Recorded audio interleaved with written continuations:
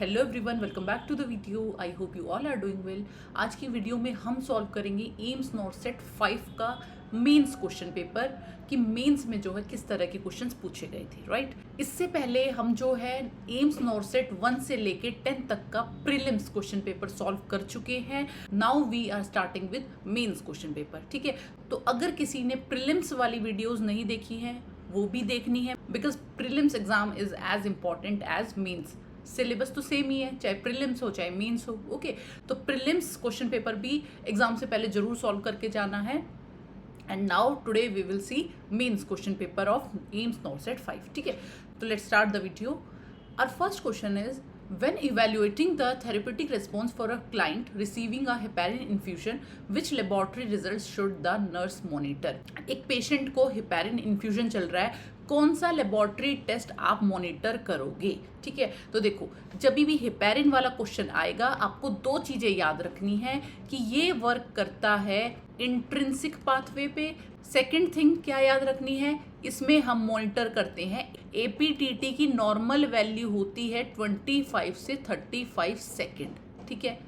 ये most important चीज़ है, ये दो चीज़ें जरूर याद रखनी है। हेपारिन इंट्रिंसिक पाथवे पे काम करता है एंड एपीटीटी वैल्यू जो है इसमें हम मॉनिटर करते हैं। बट अगर आपसे पूछ ले वार्फरिन के बारे में, ठीक है, तो वार्फरिन में आप क्या याद रखोगे, ये काम करता है एक्सट्रिंसिक पाथवे पे एंड इसमें हम मॉनिटर करते हैं पीटीआईएनआर वैल्यू, राइट। ये सब लोग याद रखेंगे। हेपारिन और वार्फरिन के बारे में क्वेश्चन बहुत बार पूछा जाता है, ठीक है। तो यहाँ पे हमारे क्वेश्चन में पूछा गया है हेपारिन के बारे में। हेपारिन में हम देखते हैं एपीटीटी, तो right option will be option B. APTT हम इस पेशेंट में मॉनिटर करेंगे, ठीक है। नॉर्मल एपीटीटी होता है 25 से 35 सेकंड, बट अगर पेशेंट हेपारिन पे होगा तो ये जो है 1.5 से 2.5 टाइम्स इंक्रीज हो जाएगा, मतलब 60 to 100 सेकंड हो जाएगा, ठीक है। तो अगर आपसे क्वेश्चन पूछ ले कि किसी पेशेंट को हेपारिन चल रहा है और उसका APTT value is 80 seconds, normally होता है 25 से 35 सेकेंड, बट क्वेश्चन में दिया गया है 80 सेकेंड, तो आप क्या लगाओगे, नॉर्मल है या एबनॉर्मल है। तो दिस इज कंप्लीटली नॉर्मल, क्योंकि ध्यान देना पेशेंट को हेपारिन चल रहा है, क्वेश्चन में दिया गया है हेपारिन चल रहा है, ठीक है। तो अगर हेपारिन चल रहा होगा तो up to 100 is normal, fine. Next question is A nurse should carefully monitor a client for the following side effects of MgSO4. Magnesium sulphate का कौन से साइड इफेक्ट के लिए हमें पेशेंट को मॉनिटर करना है, ठीक है। तो अगर किसी को मैग्नीशियम सल्फेट चल रहा होता है, तीन चीज़ों का प्रॉब्लम देखते हैं हम। रेस्पिरेटरी रेट, ये जो है डिप्रेस हो जाता है, कम हो जाता है। DTR, डीप टेंडन रिफ्लेक्सेस, कम हो जाते हैं। And third is urinary output, ये भी अगर लेस देन 30 ml हो जाए, less than 30 ml per hour, तो इट मीन्स MgSO4 का साइड इफेक्ट देखने को मिल रहा है, इसकी टॉक्सिसिटी होगी है, राइट। तो कभी भी किसी पेशेंट को मैग्नीशियम सल्फेट चल रहा है, हम इन तीन चीज़ों का खास ख्याल रखेंगे, respiration rate, deep tendon reflexes and urinary output. तो इधर अपना ऑप्शन राइट रहेगा respiratory depression, option D, okay.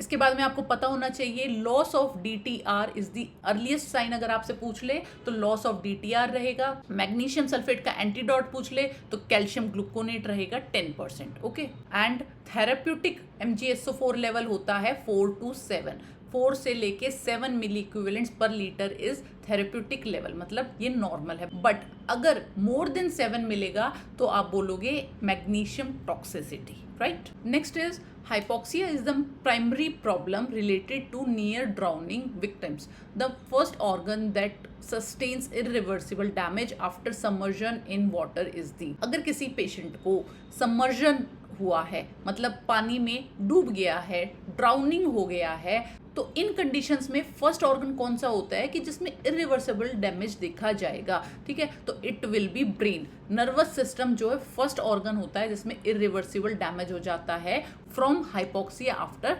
सबमर्शन, okay. तो इधर अपना ऑप्शन रहेगा B, okay. Next is iron dextran is a parenteral iron preparation. The nurse should know that it. Iron dextran जो है आयरन प्रिपरेशन है, पेरेंट्रल जो हम देते हैं, तो इसके लिए नर्स को क्या पता होना चाहिए। It is also called intrinsic factor, no. Must be given in the abdomen, no.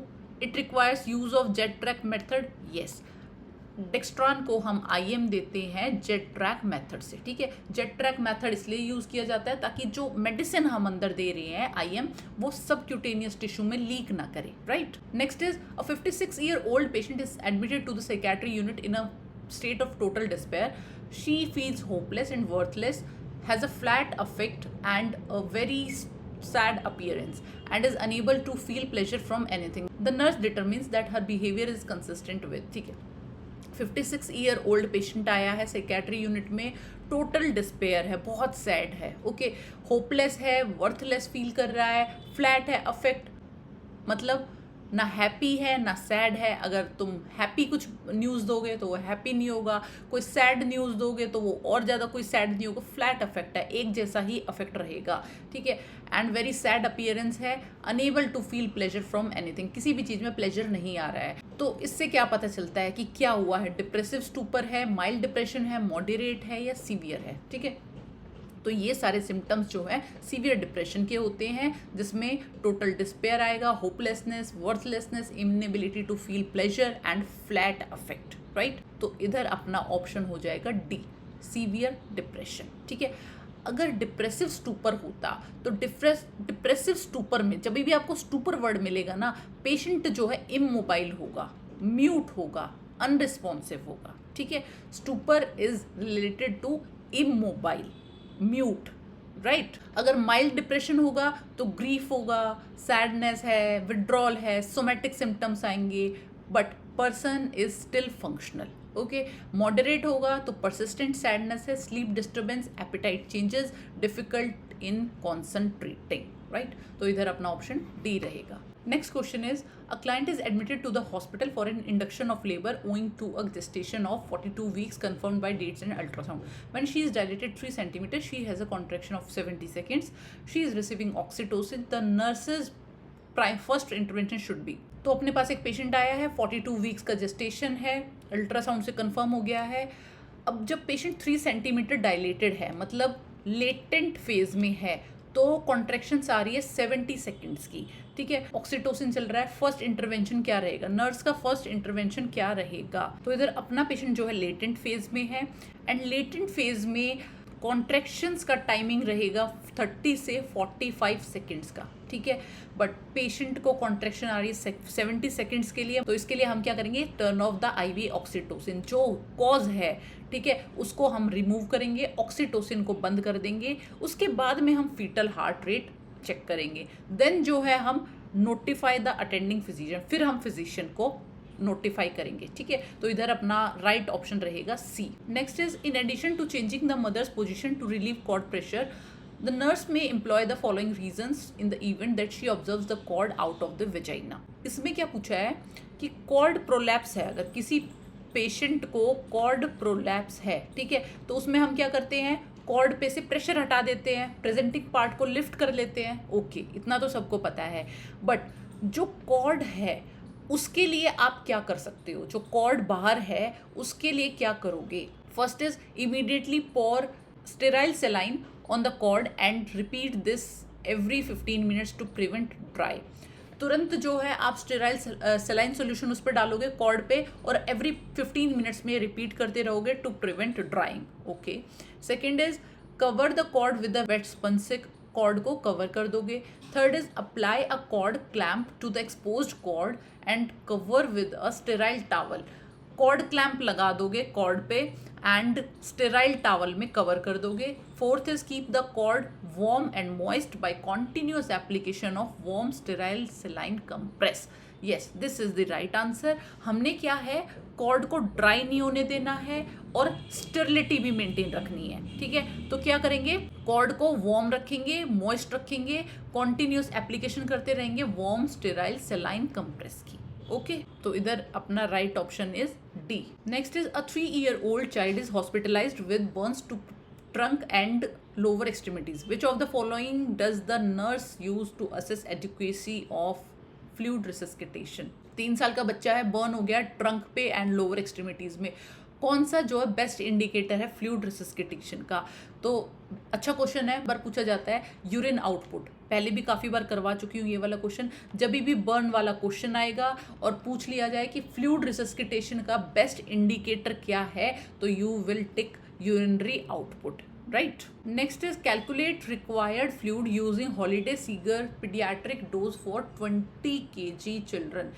20 kg का चिल्ड्रन है, 20 kg का बच्चा है, आप कितना फ्लूइड दोगे? तो हॉलीडे सीगर फॉर्मूला के अकॉर्डिंग फर्स्ट 10 kg को हम देते हैं 100 ml पर kg के अकॉर्डिंग, ठीक है।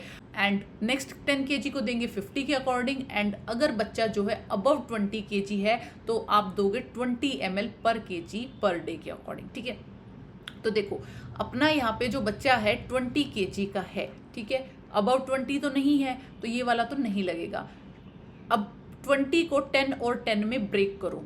शुरू के 10 kg के लिए we will give according to 100 ml पर के, ठीक है। तो यहाँ पे ये आ गया 1000 ml, राइट। अब नेक्स्ट 10 kg के लिए हम देते हैं, यहाँ पे बताया था ना 50 ml पर kg, तो इसको 50 into 10 is equal to 500, 1000 plus 500 is equal to 1500 ml जो है हम इसमें डोज देंगे, ठीक है। पूरे दिन में हम फ्लूइड कितना देंगे? 1500 ml, right. Next question is under national family welfare program copper 380A copper T would be effective for.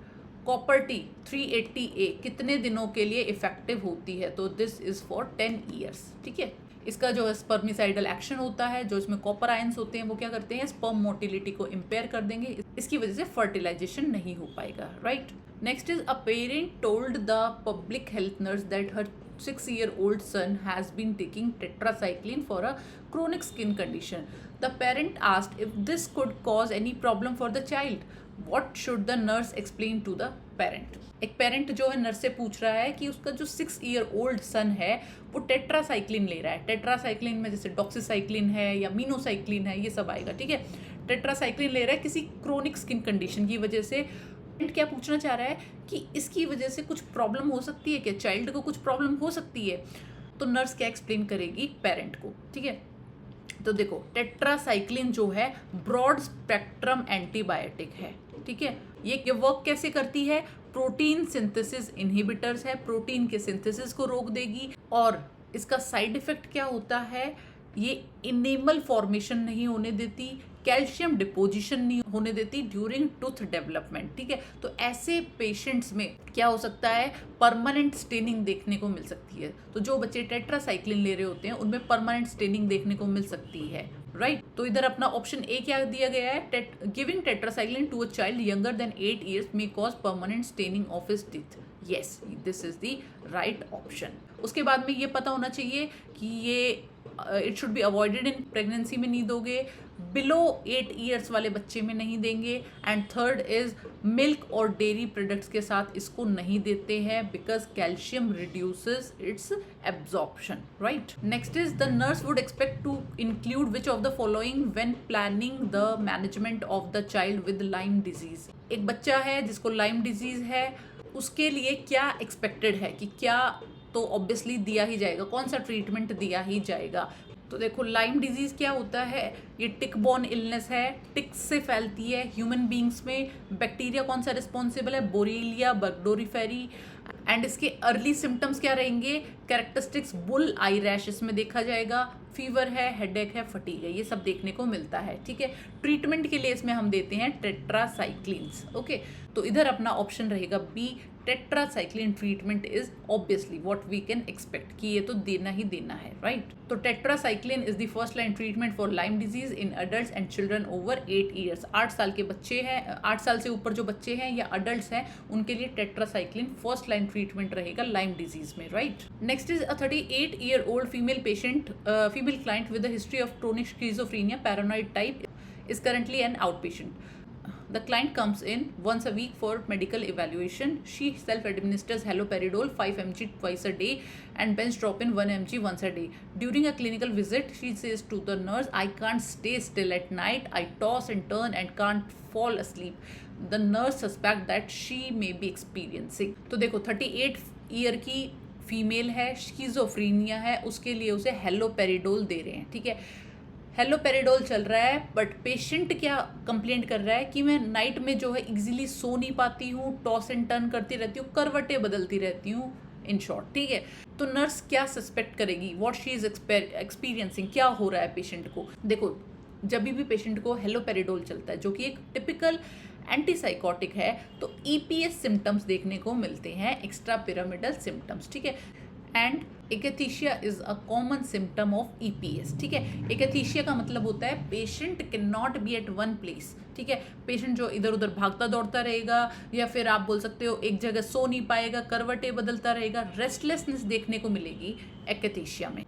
Next is a 4-year-old child is being discharged from the hospital after being treated for severe croup. Which one of the following instructions should the nurse give to the child's mother for the home treatment of croup? ठीक है, बच्चे को croup हुआ है, 4-year-old बच्चा है, croup है, severe croup है, ऐसे में आप क्या इंस्ट्रक्शंस दोगे होम ट्रीटमेंट के लिए। तो croup is known as laryngotracheobronchitis. इसमें क्या देखने को मिलेगा, inspiratory stridor, barking cough, hoarse voice in children 6 month से 3 ईयर्स। ये जो है मोस्टली 6 मंथ से 3 ईयर्स में मिलेगा। ठीक है, तो इसमें मोस्टली हम ट्रीटमेंट में क्या देते हैं, मिस्ट वेपराइजर देंगे। ठीक है, तो इधर अपना option will be take him in the bathroom, turn on the hot water and close the door. Bathroom में लेके जाना है बच्चे को, हॉट वाटर ऑन कर देंगे, जो स्टीम है उससे क्या होगा, लिक्विफिकेशन हो जाएगा सिक्रीशंस का, एंड स्ट्राइडर में हेल्प मिलेगी, रिलीव हो जाएगा स्ट्राइडर। ठीक है, तो option A is right here. Next is identify the following instrument.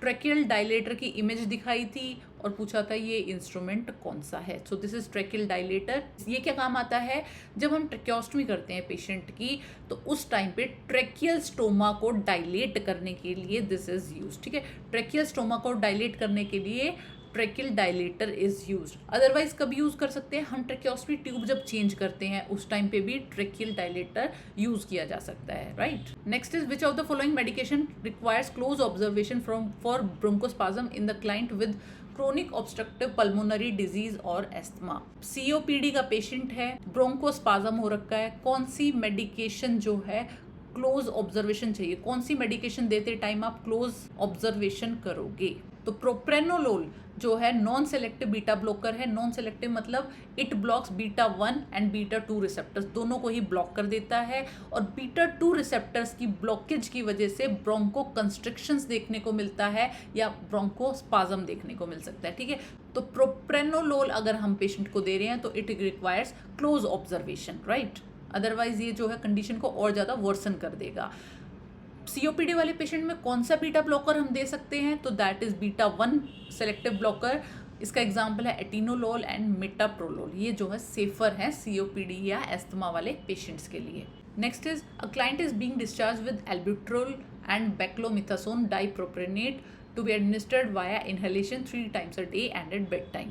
Client teaching the sequential order in which the drug should be administered includes. ठीक है, एक पेशेंट है जिसको 2 मेडिसिन जो है एडवाइस की गई है, एल्ब्यूट्रोल एंड बेक्लोमिथासोन। ठीक है, एल्ब्यूट्रोल जो है ब्रोंकोडाइलेटर है एंड बेक्लोमिथासोन इज कॉर्टिकोस्टेरॉइड्स। ठीक है, तो कौन से सीक्वेंशियल ऑर्डर में ये ड्रग आप लोगे, पहले कॉर्टिकोस्टेरॉइड्स लोगे या ब्रोंकोडाइलेटर लोगे। तो कभी भी इस तरह का क्वेश्चन आए हमेशा याद रखना, पहले हम ब्रोंकोडाइलेटर लेंगे। ब्रोंकोडाइलेटर से जो है ब्रोंकस डायलेट कर जाएंगे और कॉर्टिकोस्टेरॉइड्स अच्छे से एब्जॉर्ब होंगे। ठीक है, तो पहले हम लेंगे ब्रोंकोडाइलेटर्स, देन हम लेंगे कॉर्टिकोस्टेरॉइड्स, राइट। तो इधर अपना ऑप्शन रहेगा B, bronchodilators followed by the glucocorticoids. ठीक है, तो पहले हम लेंगे एल्ब्यूट्रोल, देन उसके बाद में बेक्लोमिथासोन। Next is a 35 weeks pregnant client is undergoing a NST non-stress test. During the 20-minute examination, the nurse notes 3 fetal movements accompanied by acceleration of the fetal heart rate, each 15 beats per minute lasting 15 seconds. The nurse interprets this test to be 35 week pregnant women है, NST हो रहा है, 20 minute के examination के time पे आपने note की हैं 3 फीटल मूवमेंट्स, और हार्ट रेट बढ़ी है 15 बीट्स पर मिनट पे, एंड 15 सेकंड से ज़्यादा टाइम तक जो है हार्ट रेट बढ़ी है, इंक्रीज हुई है। तो आप इस टेस्ट के रिजल्ट को क्या बोलोगे, is this reactive, non reactive, positive और नेगेटिव। ठीक है, तो कभी भी एनएसटी का रिजल्ट आता है that will be in terms of reactive and non reactive, ठीक है। रिएक्टिव मतलब इट्स अ गुड साइन, ये जो है रिजल्ट गुड है, अच्छा है, ठीक है। And non reactive is bad sign, fine. तो अगर 20 मिनट में आपको 3 फीटल मूवमेंट्स देखने को मिल रही हैं and with each fetal movement acceleration है हार्ट रेट में 15 बीट्स पर मिनट की for more than 15 seconds, then it is reactive. ये एक गुड साइन है, राइट। इसके ऊपर पूरा एक वीडियो बना रखा है एनएसटी एंड सीएसटी पे, इंपॉर्टेंट टॉपिक है, जिसको नहीं आता है वो वहाँ जाके देख लेना, ठीक है। तो रिएक्टिव टेस्ट इज 2 और मोर FHR एक्सेलरेशन, 2 या 2 से ज़्यादा FHR एक्सेलरेशन अगर हो जाती हैं at least 15 beats per minute lasting at least 15 seconds within 20 minutes, ये जो है रिएक्टिव एनएसटी माना जाएगा। Next is a NG tube is inserted preoperatively attached to low intermittent suctions. A client with the tube exhibits these symptoms. He is restless. Electrolytes are sodium जो है 138 है, potassium 4 है, blood pH 7.53. The client is most likely experiencing, क्या experience कर रहा है? Metabolic acidosis, alkalosis, hyponatremia, hyperkalemia. देखो potassium तो है अपना नॉर्मल, 3.5 से 4.5 के बीच में होता है, तो हाइपरकैलीमिया तो नहीं है। सोडियम 135 से 145 होता है, ये भी नॉर्मल है, तो ये भी नहीं है। हाइपोनेट्रीमिया भी नहीं है, ठीक है। अब बच गया मेटाबॉलिक एसिडोसिस या मेटाबॉलिक एल्कोलोसिस। अगर 7.53 pH है, इट मीन्स 7.45 से ऊपर है तो इट इज एल्कोलोसिस, ओके। तो इधर अपना ऑप्शन रहेगा option D, metabolic alkalosis. Next is one of the medication that are prescribed for a male client is furosemide Lasix 80 mg BD. To reduce his risk, the nurse would teach him to take this medication. Lasix जो है advice किया गया है 80 mg। Lasix क्या होता है? Diuretic medication है, जिससे जो है पेशेंट बार बार वॉइडिंग के लिए जाएगा, ठीक है। तो ऐसे में आप क्या टीच करोगे? हम टीच करेंगे it should be taken on arising and no later than 6 PM। Patient को ये वाली मेडिसिन जो है अर्ली मॉर्निंग में लेनी चाहिए, और अगर दिन में भी ले रहा है तो 6 बजे के बाद में नहीं लेनी है, 6 PM के बाद में नहीं लेनी है, otherwise he have to go for voiding again and it will disturb his sleep, right. तो सोने से 4 घंटे पहले जो है हमें ये टैबलेट ले लेनी है, उससे लेट नहीं करना है। Now next question, a 6-month-old infant is receiving ribavirin for the treatment of respiratory syncytial virus RSV. Ribavirin is administered via which of the following routes? एक 6 months old infant है जिसको RSV इन्फेक्शन हुआ है, respiratory सिनेक्टियल virus का infection हुआ है, तो उसके ट्रीटमेंट के लिए वी आर गिविंग राइबाविरिन, ठीक है। So now the question is ribavirin किस रूट से एडमिनिस्टर किया जाता है? कैसे आप जो है राइबाविरिन दोगे? ओरली दोगे, IM दोगे, IV दोगे, या बाय एरोसोल दोगे? एरोसोल, ठीक है। तो we will give this by aerosol, ठीक है। इसमें क्या होता है? स्मॉल पार्टिकल एरोसोल जनरेटर होता है, उसके थ्रू जो है ये मेडिकेशन क्या हो जाती है? एरोसोलाइज हो जाती है, and through this route we will give this medication, right. तो ये right option is D. Now next question is which of the following ECG changes seen in a patient with hypocalcemia है, तो ECG में क्या changes दिखेंगे? तो prolonged QT interval जो है हॉलमार्क साइन है हाइपोकैल्सीमिया का, right. The correct option will be option B, prolonged QT interval, okay. बाकी के जो ऑप्शन है जैसे कि tall T waves, it will be seen in hyperkalaemia, okay. Third option is wide QRS complex, ये भी हाइपरकैलीमिया में देखने को मिलेगा, and last is prominent U wave, it will be seen in hypokalaemia, okay. तो इधर अपने 4 क्वेश्चंस यहाँ से बन रहे हैं कि टॉल T वेव्स किस में देखने को मिलेगा, प्रोलॉन्ग्ड QT इंटरवल कब देखने को मिलेगा, वाइड QRS कब देखने को मिलेगा, एंड प्रोमिनेंट U वेव कब हमें देखने को मिलेगा, राइट। तो बट हमसे हाइपोकैल्सीमिया पूछा गया है, तो right answer will B prolonged QT interval. Next question is a 74-year-old obese man who has undergone open reduction and internal fixation of the right hip is 8 days postoperative. He has a history of arthritis and atrial fibrillation. He admits to right lower leg pain described as a cramp in my leg. An appropriate nursing action is 74 year का old obese man है, ऑरिफ हुआ है, open reduction internal fixation right hip का 8 days पहले, 8 days हो चुके हैं, और उसको हिस्ट्री क्या है? अर्थराइटिस की एंड एट्रियल फिब्रिलेशन की। बट अभी राइट नाउ उसको क्या कंप्लेंट है, राइट लोअर लेग पेन। और क्या बोल रहा है patient, cramp in my leg, he is feeling like a cramp आ रहे हैं लेग में। तो अप्रोप्रिएट नर्सिंग एक्शन क्या रहेगा, तो देखो जब भी बहुत लंबे टाइम तक पेशेंट जो है इमोबाइल रहेगा तो there are chances of DVT, ठीक है, डीवीटी जो है पेशेंट में हो सकता है। तो in this scenario we will assess for DVT condition, कि डीवीटी तो नहीं हो गया है। तो डीवीटी के लिए हम क्या देखेंगे, assess for oedema and heat of the right leg, ठीक है, ये जो है हम चेक करेंगे। अदर रिस्क फैक्टर्स क्या है डीवीटी के, पोस्ट सर्जिकल, आफ्टर सर्जरी होने के चांसेस हैं बिकॉज पेशेंट इमोबाइल होता है। सेकंड इज इमोबिलिटी, अगर पेशेंट बहुत लंबे टाइम तक वेंटिलेटर पे है या किसी भी रीजन से इमोबाइल है। Third is obesity, fourth is AF atrial fibrillation, fifth is elderly. और ये सारे रिस्क फैक्टर जो इस पेशेंट में प्रेजेंट है, that's why he is more prone of DVT, कि डीवीटी जो है पेशेंट में हो सकता है। डीवीटी के साइंस और क्या हो सकते हैं, calf tenderness, swelling, warmth, erythema along affected vein, ये सब जो है अदर साइन एंड सिम्टम्स हैं। बाकी अपना ऑप्शन ए जो है assess for pain with plantar flexion, देखो प्लेंटी फ्लेक्शन नहीं होता, डोर्सो फ्लेक्शन होता है। डोर्सो फ्लेक्शन पे अगर आपने जो है फुट को डोर्सो फ्लेक्स किया और पेशेंट को पेन हो रहा है, काफ मसल्स में पेन हो रहा है, तो this is a sign of DVT, ये डीवीटी का साइन माना जाता है। एक चीज, दूसरी चीज क्या है, but this is no longer recommended, इसको रिकमेंड नहीं किया जाता है because it can dislodge the thrombus, right.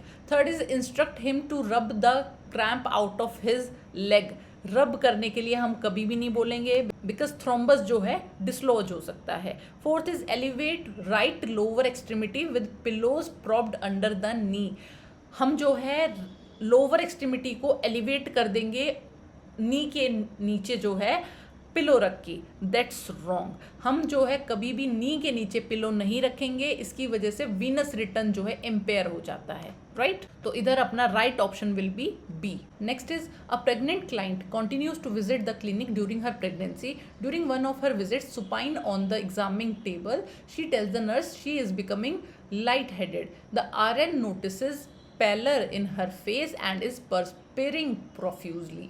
The intervention the RN should initiate is to, एक प्रेग्नेंट वेमेन है, क्लिनिक आई है प्रेगनेंसी के टाइम पे, आपने क्या है पेशेंट को सीधा लेटा दिया, सुपाइन पोजीशन दे दी है एग्जामिनिंग टेबल पे, बट अभी पेशेंट क्या बोल रही है कि उसे लाइट हेडेडनेस फील हो रहा है, ओके।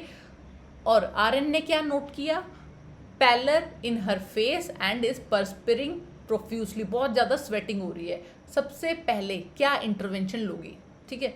तो देखो अभी यहाँ पे जो है हमने सुपाइन पोजीशन दे दी है, इसकी वजह से सुपाइन हाइपोटेंशन सिंड्रोम हो सकता है। जो ग्रेविड यूट्रस है वो इंफीरियर वेना कावा को कंप्रेस करेगा सुपाइन पोजीशन में, इसकी वजह से जो है रिड्यूस वीनस रिटर्न हो जाएगा, कार्डियक आउटपुट कम होगा and maternal hypotension and fetal distress देखने को मिलेगा, ठीक है। तो इसके लिए हम क्या करेंगे, सबसे पहले help the patient to a sitting position, आप जो है पोजीशन को चेंज करो, ठीक है। तो right option will be option D, right. और अगर आपसे पूछ ले क्या पोजीशन देनी है, अगर आपने पेशेंट को लाई डाउन ही रखना है, लिटा के ही रखना है, तब कौन सी पोजीशन दोगे, you can give left lateral position और semi recumbent position, okay. Next is a 28-year-old man walks into a clinic wearing mismatched clothes and talking to himself. When asked about his plans, he suddenly shifts topic and starts discussing unrelated topics. What aspect of MSc is being assessed? 28 साल का person है, clinic आया है, mismatched clothes पहने हुए हैं, okay. Talking to himself, अपने आप से बात कर रहा है। जब उससे उसके प्लान्स के बारे में पूछा गया, ही इज शिफ्टिंग टॉपिक्स, ठीक है, and starts discussing unrelated events, और कुछ अनरिलेटेड इवेंट्स के बारे में बात करने लग गया। तो ये कौन सा एस्पेक्ट है MSc का, तो this is mood and affect तो नहीं है, क्योंकि person is talking about unrelevant things, यहाँ पे मूड एंड इफेक्ट तो नहीं दिख रहा है। सेकंड इज मेमोरी रिकॉल भी नहीं हो रही है। थर्ड इज ओरिएंटेशन भी चेक नहीं कर रहे हैं, वी आर नॉट आस्किंग कि तुम कौन हो, कहाँ से आए हो, इस तरह का हम नहीं पूछ रहे हैं, ओरिएंटेशन भी नहीं है। And A option is thought process, yes it is showing his thought process. तो यहाँ पे जो है थॉट प्रोसेस हम असेस कर रहे हैं, ओके। तो right option will B A. Next is maximum level of alcoholism legally allowed for driving in India. Maximum level of alcohol कितना अलाउड है लीगली इंडिया में, तो दैट इज 30 mg पर DL।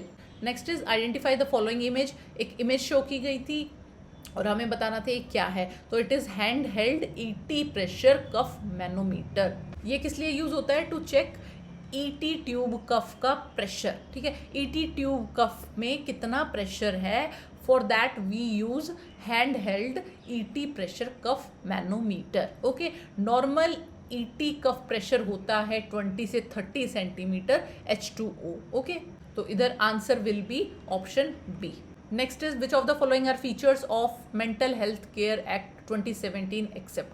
2017 में मेंटल हेल्थ केयर एक्ट के कुछ provisions आए थे to protect the right of mentally ill patients, ठीक है। तो उसमें जो है, इसमें जो है 3 जो है सही है, एक गलत है, वो गलत हमें ढूंढना है। First is provision of advance directive. Yes, ये जो है आया था 2017 में। इसमें क्या होता है, जो मेंटली इल पेशेंट है वो डिसाइड कर सकता है, वो एक विल दे सकता है कि in future if he is not capable of taking his और हर ओन डिसीजंस, तो उसके बिहाफ पे कौन उसके डिसीजंस लेगा, ये जो है पेशेंट पहले से डिसाइड कर सकता है, and it comes under advance directive. Second thing इसमें क्या आती है, कोई स्पेसिफिक प्रिफर ट्रीटमेंट जो है पेशेंट बता सकता है। फॉर एग्जांपल कि अगर मैं कोलैप्स हो जाऊं, मुझे CPR देना है या नहीं देना है, ठीक है। तो ये भी जो है पेशेंट खुद से पहले बता सकता है, and it comes under advance directive. Second is ECT is recommended for older adult in emergency situation. तो ऐसा कुछ नहीं है, ओल्डर अडल्ट को सिर्फ इमरजेंसी सिचुएशन में ही हम ECT देंगे, ऐसा कुछ नहीं है। हम इलेक्टिव प्लान्ड ECT भी देते हैं ओल्डर पेशेंट्स में, ठीक है। हम ECT किस में नहीं देते हैं? माइनर्स में। तो इधर जो है अपना राइट आंसर होगा बी। एक्सेप्ट हमने ढूंढना था, गलत पॉइंट हमने ढूंढना था, तो option B is right here, ठीक है। बाकी थर्ड ऑप्शन देख लेते हैं क्या बोला गया है। Attempt to commit suicide not an offense. Yes, ये भी जो 2017 में आया था कि अभी जो है, पहले क्या होता था कि सुसाइड अगर कोई कमिट करता है तो that was considered as a offense, कि ये ऑफेंस है, बट अभी जो है इसको ऑफेंस कंसीडर नहीं किया जाता है। So this is right. And last is establishment of central mental health authority. Yes, ये भी राइट है, तो इधर अपना ऑप्शन हो जाएगा B. Next is what is the recommended dose of adrenaline during neonatal resuscitation. में रिकमेंडेड डोज क्या रहेगी एड्रेनलिन की? तो इट विल बी 0.1 to 0.3 ml पर kg पर बॉडी वेट, ठीक है। और इसकी कॉन्सेंट्रेशन क्या रहेगी? 1:10,000। Next is a new nurse is caring for an adolescent in the trauma unit who has injuries secondary to a motor vehicle accident. The nurse has started a blood transfusion. After 30 minutes the client complains of nausea, headache, back chills and muscle stiffness. An observing nurse should determine that the new nurse intervened appropriately when the new nurse took which action first. एक adolescent है, injury हुई है, trauma में आया है, blood transfusion start कर दिया, 30 minutes के बाद में ये सारे सिम्टम्स जो है पेशेंट में आ रहे हैं, nausea, headache, chills and muscle stiffness. तो ऑब्जर्विंग नर्स कैसे डिटरमिन करेगी कि न्यू नर्स ने सही एक्शन लिया है, कौन सा एक्शन इज राइट हियर। तो अगर कभी भी आपको कोई इस टाइप की रिएक्शंस दिखे, ब्लड से रिलेटेड रिएक्शन दिखे, तो अपना सबसे पहला एक्शन क्या रहेगा? स्टॉप द ट्रांसफ्यूजन को स्टॉप कर दो। ओके, तो option D will be right here. बाकी जो ऑप्शन है इधर, जैसे कि वाइटल साइंस लेना, प्राइमरी हेल्थ केयर प्रोवाइडर को कॉल करना, फ्लश करना नॉर्मल सलाइन से, ये सब जो है बाद में होगा। सबसे पहले you should stop the transfusion, then जो है आप सेकेंड इंटरवेंशन लोगे। Next is an emergency room nurse is assessing a 22-year-old male who has been using opioids. What symptoms indicate the client has overdose. 22 years का old male patient है, opioids ले रहा है, कौन सी सिम्टम से पता चलेगा कि ओपियोइड का ओवरडोज हो गया है? तो इसमें जो है अपना हॉलमार्क साइन रहता है कंस्ट्रिक्टेड प्यूपिल एंड हाइपोटेंशन। ऑलरेडी बहुत बार ये वाला क्वेश्चन कर चुके हैं, ठीक है। तो option A is right here. Next is identify the following image show की गई थी पिक लाइन की और बताना था ये जो है कौन सी लाइन है। तो this is PICC line, peripherally inserted central catheter, it is a form of intravenous access that can be used for prolonged period, okay, and it is inserted peripherally. Peripherally ये जो है इंसर्ट किया जाता है basilic या cephalic vein in upper arm with tip in superior vena cava. Why it is used for? So it is used in long-term antibiotics use, chemotherapy, TPN, and frequent blood draws. Next is a male client was involved in a motor vehicle accident. The nurse caring for him on evening notices on admission to the hospital, he lost a lot of blood and required multiple blood transfusion. The nurse would anticipate which blood product would be ordered when a large blood loss has occurred.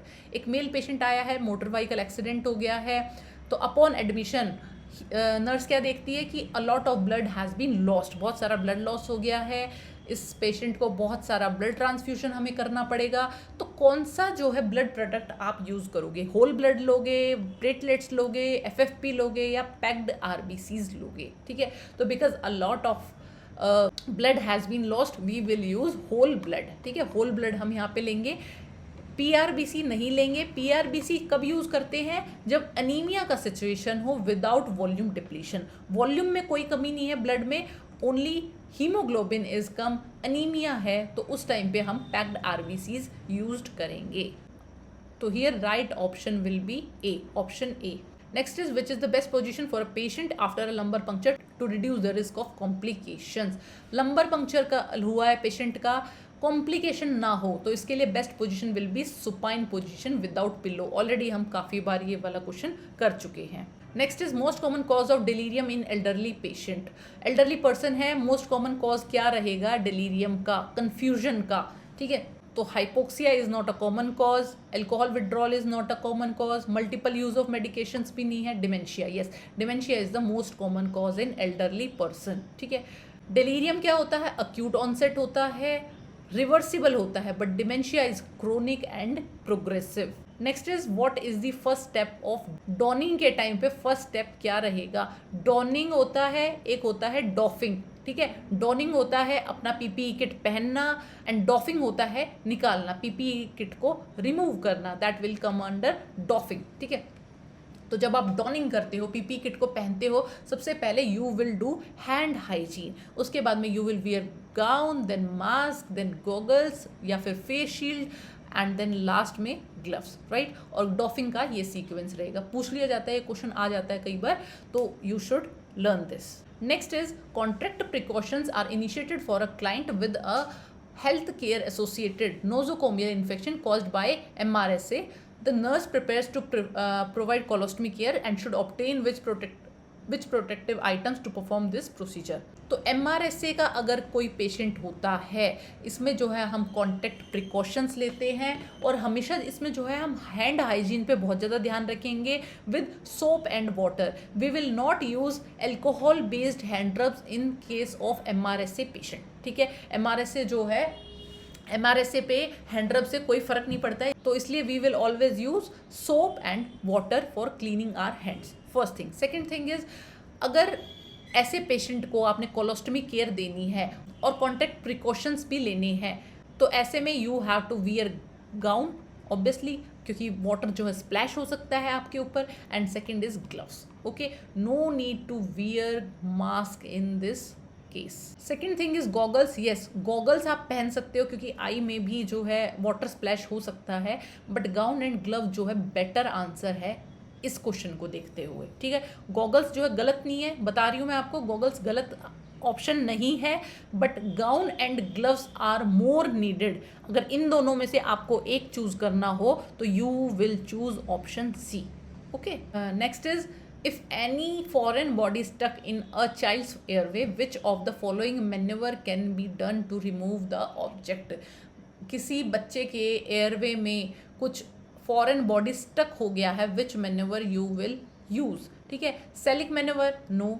Sellick manoeuvre क्या होता है मैंने already बताया हुआ है, cricoid cartilage पे pressure देते हैं ड्यूरिंग इंट्यूबेशन ताकि एस्पिरेशन ना हो जाए। Okay, second is Valsalva. Valsalva नहीं है, ये क्या होता है? It is forced expiration against closed glottis, and it is used for cardiac arrhythmia management. Okay, and last is Phelan maneuver. Phelan maneuver क्या होता है? Wrist flexion test है for carpal tunnel syndrome diagnosis. Okay, and last is fourth option, abdominal thrust, Heimlich maneuver. Yes, this is used for foreign body aspiration cases. ठीक है, तो इधर हम use करेंगे Heimlich maneuver.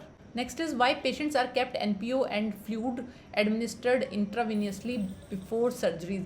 सर्जरी से पहले हम पेशेंट को NPO क्यों रखते हैं?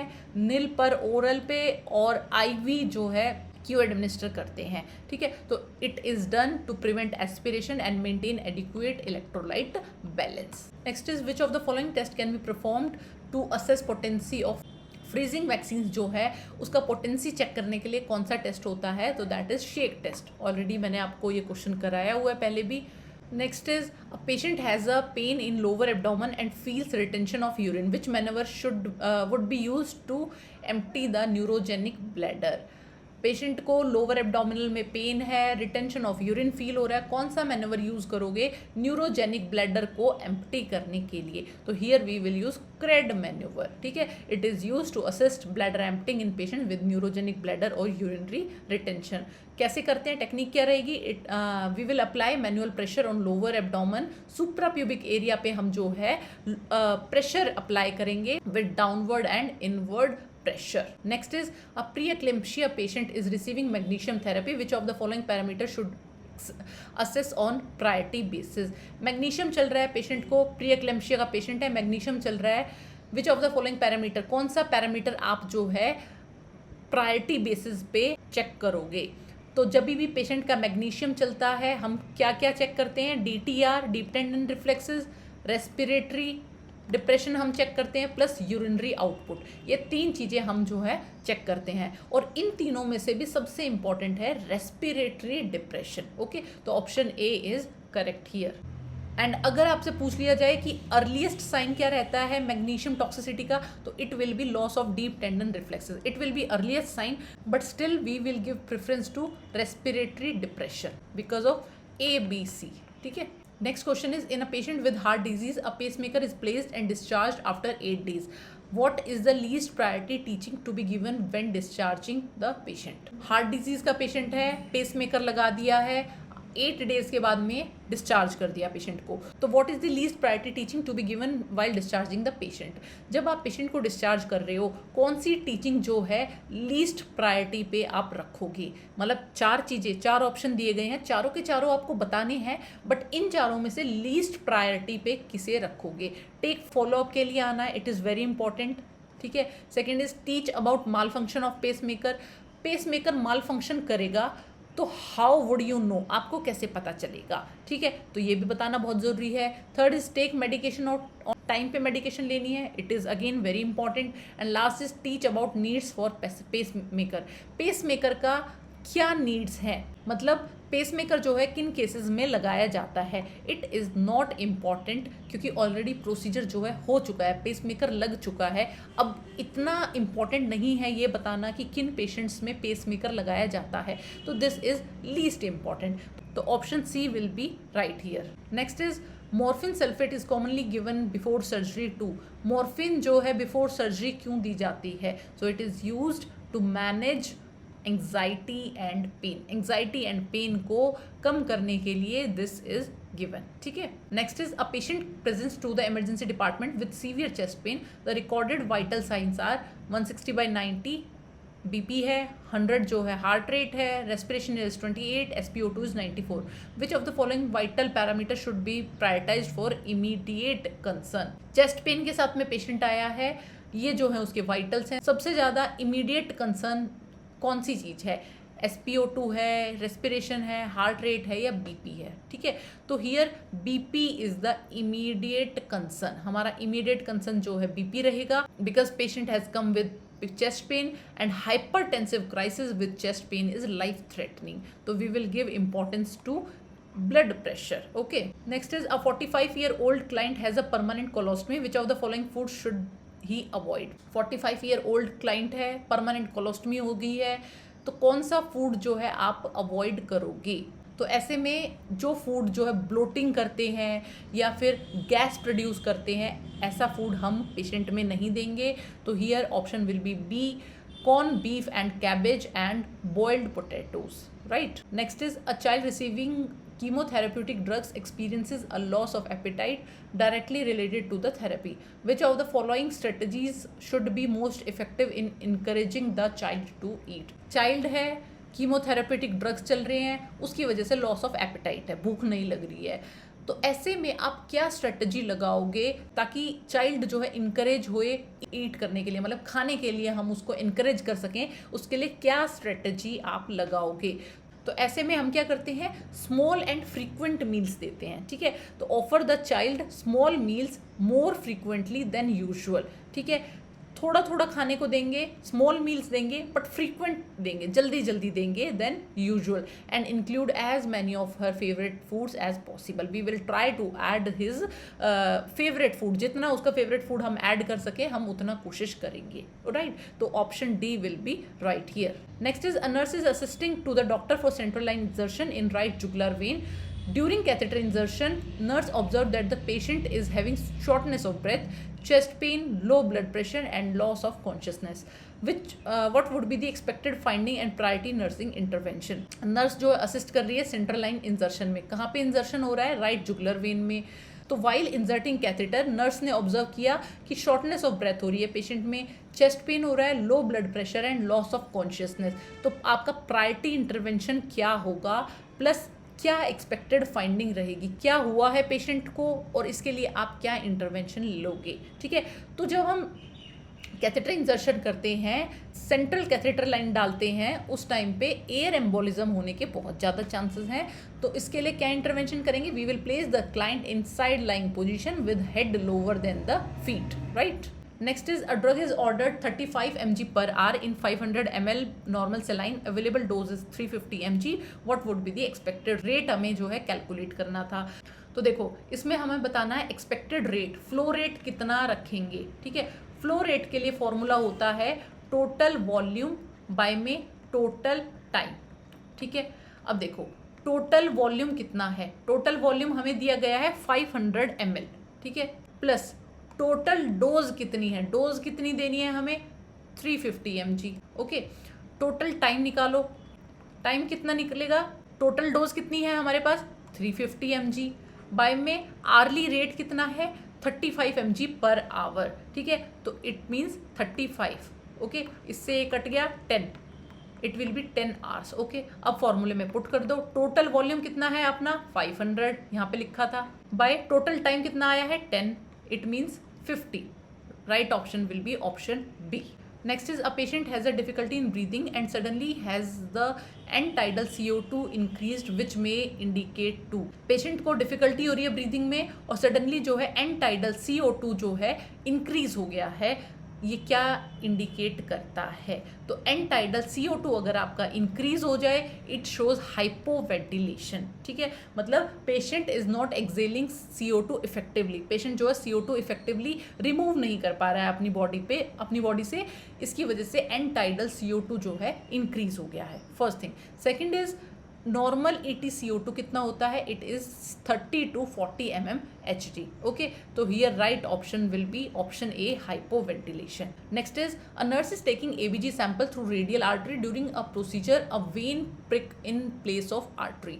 What would be the expected and first response of the nursing officer? तो नर्स जो है ABG ले रही थी रेडियल आर्टरी से, बाय मिस्टेक गलती से जो है पेशेंट नर्स ने वेन प्रिक कर दी है आर्टरी की जगह पे। तो एक्सपेक्टेड रिस्पॉन्स क्या रहेगा, क्या है एक्सपेक्टेड, क्या हो जाएगा वेन में? सेकंड इज, फर्स्ट रिस्पॉन्स क्या रहेगा नर्सिंग ऑफिसर का? तो हेमाटोमा फॉर्मेशन देखने को मिलेगा, प्लस नर्स क्या करेगी, सबसे पहला रिस्पॉन्स क्या करेगी, कंप्रेस द साइट को जो है कंप्रेस कर दो, immediate compression at least for 5 minutes is priority, right. तो option A is right here. Next is, a post-operative patient after pancreatectomy has an NG tube inserted for passive drainage, but the output is very low. What should be priority nursing action?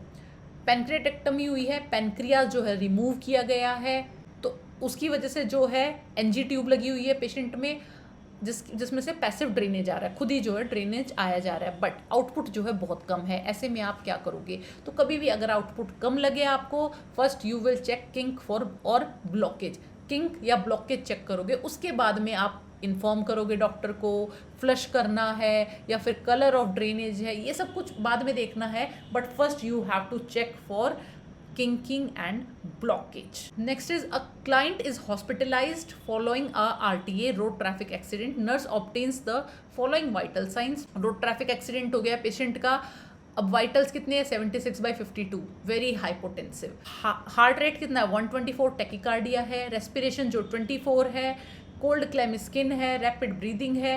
कौन सी complications जो है nurse को monitor करनी चाहिए कि क्या हो गया है? तो क्योंकि पेशेंट जो रोड ट्रैफिक एक्सीडेंट का है, ब्लड लॉस हुआ होगा जिसकी वजह से हाइपोटेंशन देखने को मिल रहा है, टैकीकार्डिया देखने को मिल रहा है, तो this is hypovolemic shock, right. बाकियों के सिम्टम्स हमने पहले पढ़े हुए हैं। न्यूरोजेनिक शॉक में you will find hypotension plus bradycardia, ठीक है। ब्रेडिकार्डिया हॉलमार्क साइन होता है न्यूरोजेनिक का। सेप्टिक में आपको फीवर मिलेगा, वार्म फ्लश स्किन मिलेगी। कार्डियोजेनिक में you will find some cardiogenic cause, ठीक है, एंड पल्मोनरी इडीमा मिलेगा, S3 गैलप मिल सकते हैं, ये सब आपको देखने को मिलेगा। Next is a patient admitted in the hospital with infectious wound in his lower leg, which of the following will routinely be assist by the nurse. Patient आया है, इन्फेक्शन है, इन्फेक्शियस वुंड है लोअर लेग में, तो कौन सा parameter जो है आप रूटीनली असेस करोगे, ठीक है। तो टेम्परेचर जो है की इंडिकेटर है इन्फेक्शन का पता लगाने के लिए, here we will routinely check temperature, ठीक है। बाकी जो है रेस्पिरेशन है, ब्लड प्रेशर है, it is not much related to infection, and blood culture is related to infection, but ये जो है रूटीनली असेस नहीं किया जाता है, ठीक है। तो option C will be right here. Next is a 40-year-old male patient with a history of alcoholism is admitted for severe dehydration. Which electrolyte imbalance is most likely seen in this patient? Patient आया है, 40 year old है, alcoholism की history है, severe dehydration है, कौन सा electrolyte imbalance जो है मोस्ट कॉमनली देखने को मिलेगा? तो हाइपोमैग्नीसिया जो है कॉमन इलेक्ट्रोलाइट डिस्टर्बेंस है जो क्रोनिक एल्कोहलिक पेशेंट्स में देखने को मिलता है, बिकॉज एल्कोहल क्या करता है? रीनल मैग्नीशियम एक्सक्रीशन को बढ़ा देता है, मैग्नीशियम एक्सक्रीशन को बढ़ा देता है, ठीक है। तो इसकी वजह से हाइपोमैग्नीशिया आपको देखने को मिलेगा। Next is in a randomized trial comparing the efficacy of two anti-diabetic drugs, no significant difference was found between the two drugs. However, in reality there was a significant difference in the two drugs. This is an example of, एक हमने जो है experiment किया है, to anti diabetic drugs को जो है compare किया, ठीक है। रियलिटी में जो है इन दोनों ड्रग्स में सिग्निफिकेंट डिफरेंस है, ये दोनों काफ़ी डिफरेंट है अपने एक्शंस को लेके, ठीक है। बट जब आपने एक्सपेरिमेंट किया, you don't find any difference, आपको कोई डिफरेंस नहीं मिला। तो ये कौन सा एग्जाम्पल है? This is an example of beta error, ठीक है। You have done beta error. Beta error होता है टाइप 2 एरर, इसको बोलते हैं फॉल्स नेगेटिव, मतलब रियलिटी में देयर इज डिफरेंस बट आपको नहीं मिला है, it is false negative, okay. तो right option will be beta error. इसके बाद में अल्फा एरर आपको पता होना चाहिए, टाइप 1 एरर होता है, इसमें जो है फॉल्स पॉजिटिव आता है, ठीक है। आपको जो है कोई रिलेशन मिल जाएगा, हालांकि कोई रिलेशन एग्जिस्ट नहीं करता होगा between the drugs, but if you find something that is false, तो that will come under alpha error.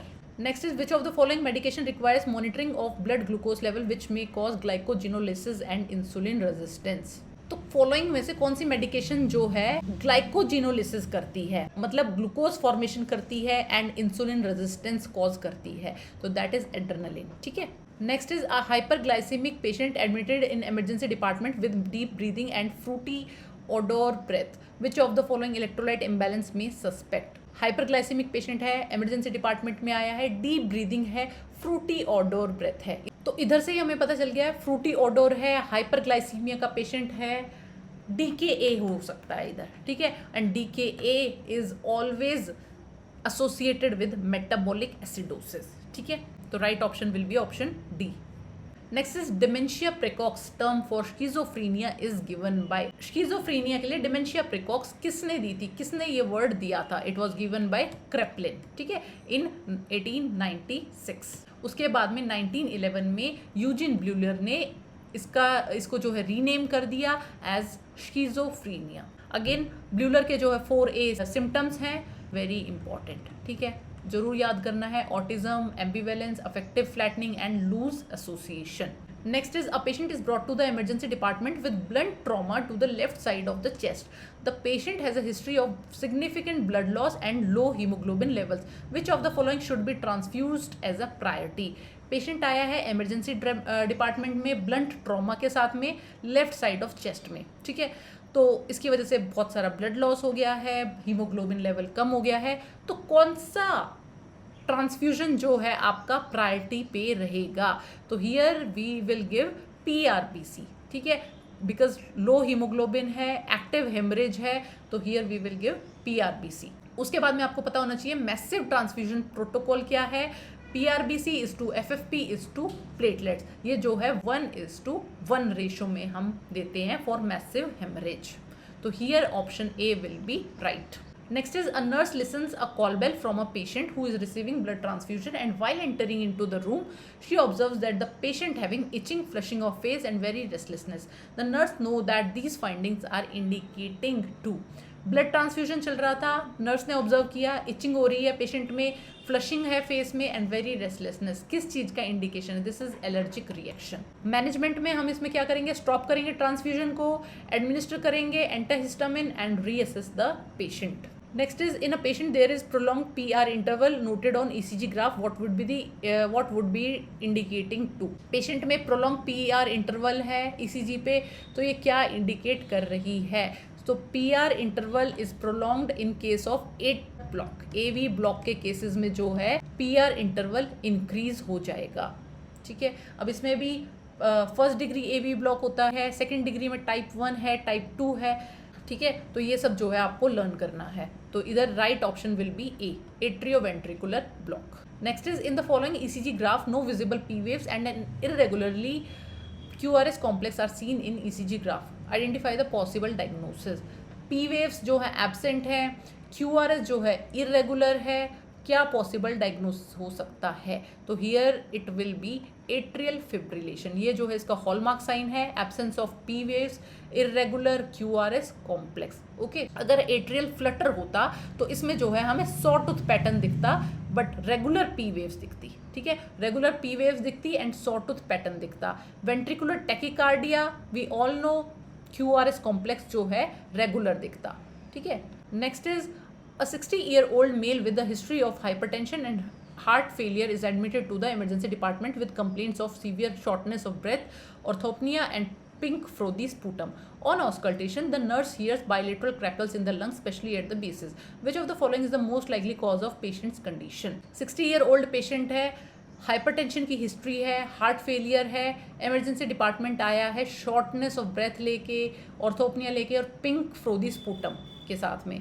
Auscultation में आपको क्या मिला है? बायलेटरल क्रैकल्स मिले हैं लंग्स में, स्पेशली एट द बेसिस।